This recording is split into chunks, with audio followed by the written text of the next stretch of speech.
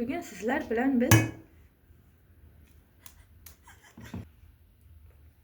tovada pirog tayyorlaymiz. Buning uchun kerak bo'ladi bizga 3 ta tuxum,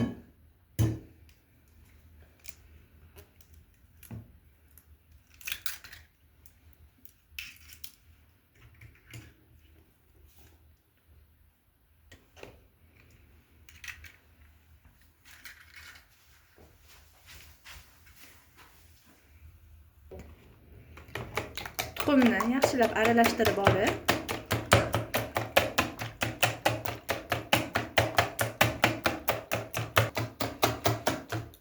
yaxshilab ozgina ko'pirgandan so'ng unga 5 qoshiq shakar solamiz.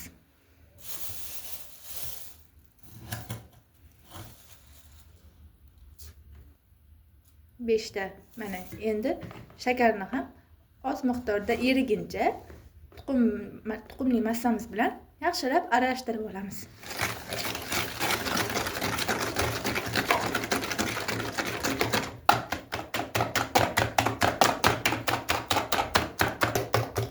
Mana aralashtirib ham oldik. Massamiz tayyor bo'ldi. Endi bunga chayni soda qo'shilgan qatig'imizni solib olamiz. Qatig'imiz 1 piyola 200 gram atrofida chiqadi. Chunki tovamiz kichkina, shunga faqat tovaga sig'adigan massa qilib tayyorlab olamiz. Buni ham yaxshilab aralashtirib, to'xtang.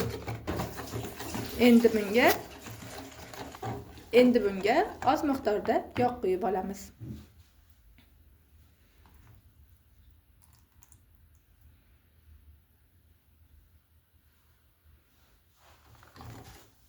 Buni ham yaxshilab aralashtirib, uni solishni boshlaymiz.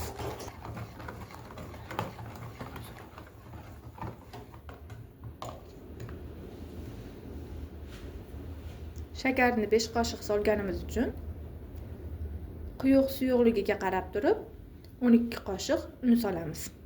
Bir oz-ozdan solib, yaxshilab aralashtirib olamiz.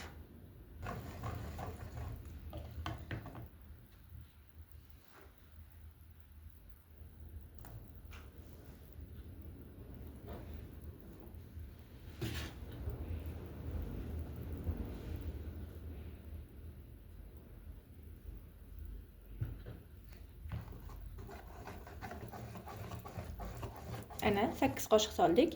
Yana 4 qoshiq solamiz. Chunki massamiz hali ozgina suyuqroq. Qanchalik un miqdori ko'p bo'lsa, quyuqroq bo'lsa, shunchalik ishib chiqadi.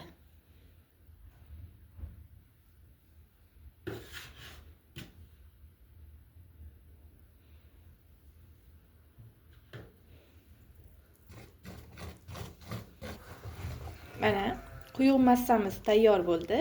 Endi buni tovaga quyib olamiz.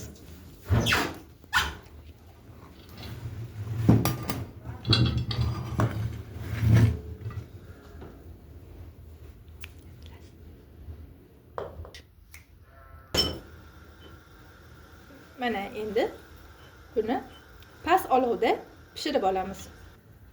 Mana pirogimizni ham past olovda gazga qo'yib oldik. Endi buni qopqog'ini yopib 15 minutga dimlab qo'yamiz, ko'tarilguncha. Pirogimiz tayyor bo'lguncha yo'qsizlarimizni yuvib qo'yamiz.